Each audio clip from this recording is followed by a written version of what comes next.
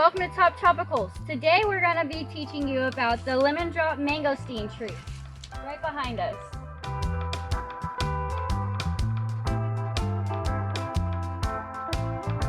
They produce these little tiny legume type fruits, like a plum, like they have a seed in the center.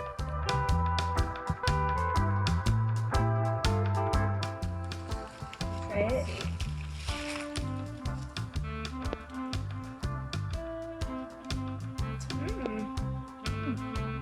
We don't eat the Very skin. tart.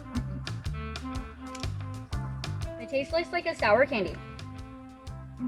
And this one With a lemon actually drop. has 2 seeds. Which is Mine only had one. And yes, it has like a flesh around the Right. that you eat. Juicy, sour, but sweet. I like it because we can keep it as small as 5 feet, and it can grow as big as 15 feet. And the production of the fruit is about what was it, 50 to 100 Yeah, fruits every per year. Yep. And it can grow in the shade.